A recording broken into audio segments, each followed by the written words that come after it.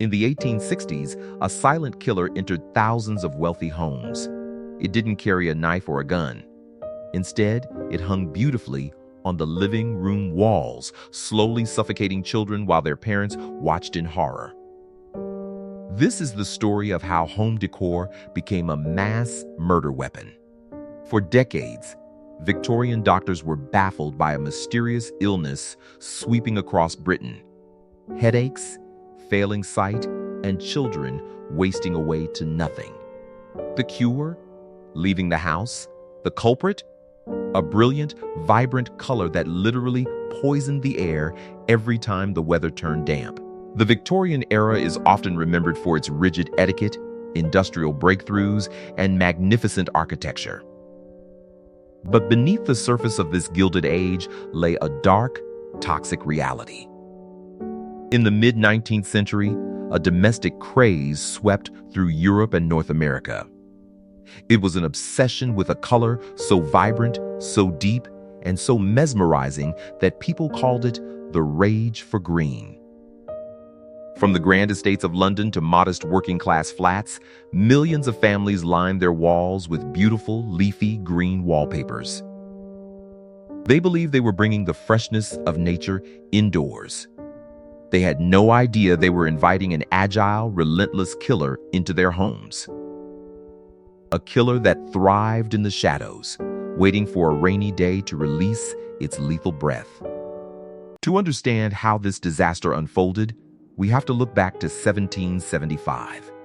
A brilliant Swedish chemist named Carl Wilhelm Scheele was experimenting with different chemical compounds in his laboratory. At the time, natural green dyes derived from plants were dull, prone to fading, and difficult to produce. Scheele discovered that by mixing sodium carbonate, arsenic oxide, and copper sulfate, he could create an entirely new chemical compound, copper arsenite. The result was a mineral pigment of unprecedented brilliance. It was a vivid, radiant green that did not fade, even under harsh light.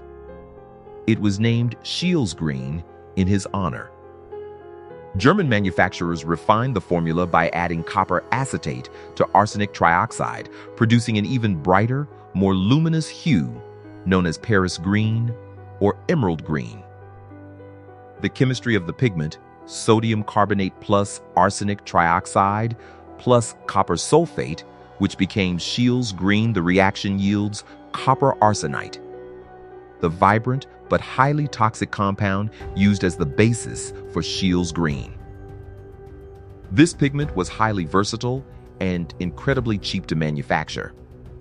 Industrialists quickly realized they could use it for almost anything. It colored textiles, dyed ball gowns, tinted children's toys, illuminated wax candles, and was even used as a food coloring for sweets and cakes. But its most lucrative application by far was in the booming wallpaper industry. For a long time, wallpaper was a luxury item reserved only for the ultra-wealthy. The British government heavily taxed printed paper, treating it as a premium commodity. But in 1836, everything changed. Parliament repealed the heavy paper tax. Just 3 years later, in 1839, commercial machine printing hit the market. Suddenly, the cost of manufacturing wallpaper plummeted. What was once a luxury became accessible to the masses. The cheapest rolls sold for as little as a single penny. Production exploded.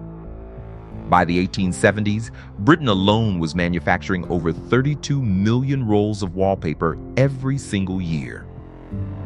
At the height of this boom, an estimated 100 million square miles of arsenic-colored paper covered the walls of British homes.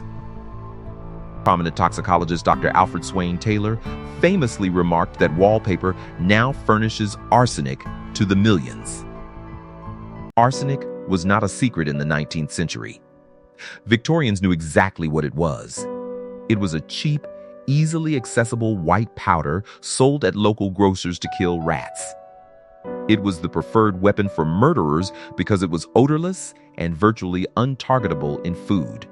But the public along with the manufacturers, believed that as long as the arsenic was bound inside the wallpaper pigment and not swallowed, it was completely safe. They were catastrophically wrong.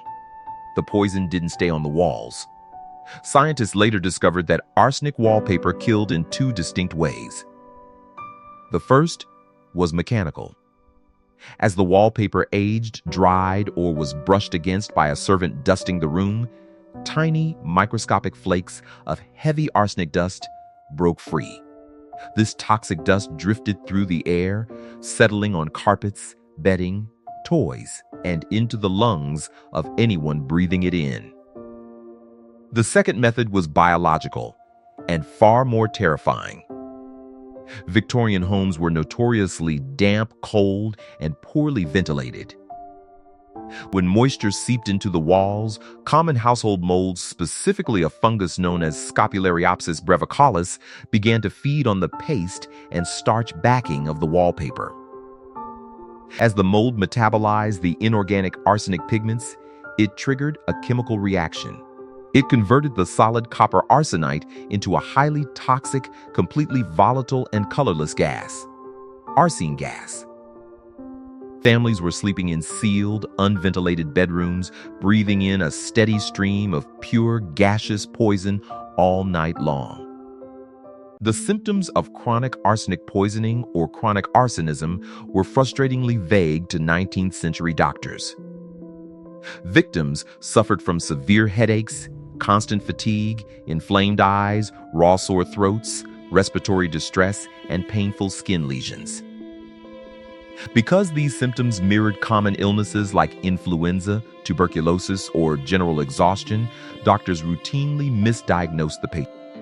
In many tragic cases, doctors recommended that sick patients spend more time resting at home, effectively confining them to the very rooms that were actively executing them.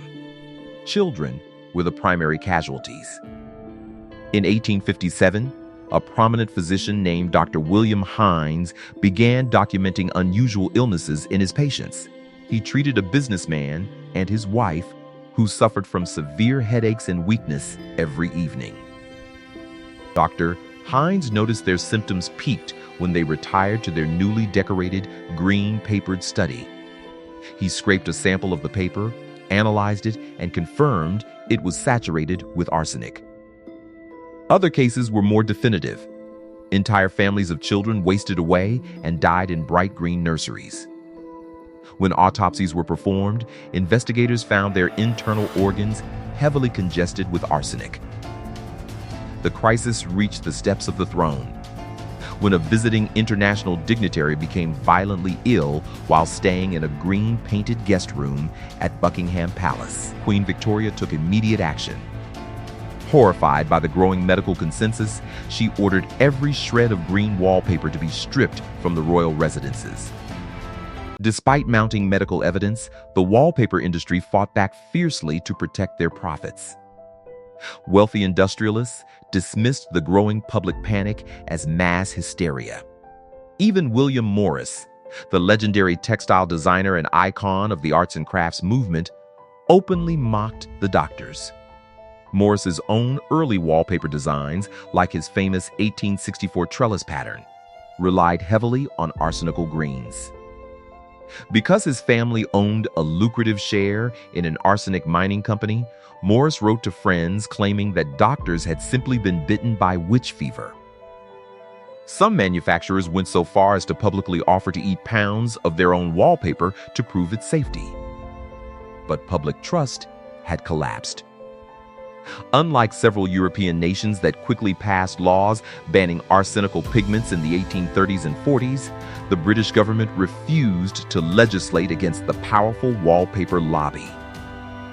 Instead, the change was driven entirely by consumer choice. Victorian families voted with their wallets. They refused to buy anything printed with the toxic dye, demanding arsenic-free labels on home goods. By the late 1880s and 1890s, the market for arsenical wallpapers had died out completely. The rage for green left behind a legacy of thousands of unnamed graves. It serves as a stark historical reminder of what happens when industrial progress, corporate greed, and consumer aesthetics outpace scientific caution. The very walls meant to protect the Victorian family had, instead, become their silent executioner.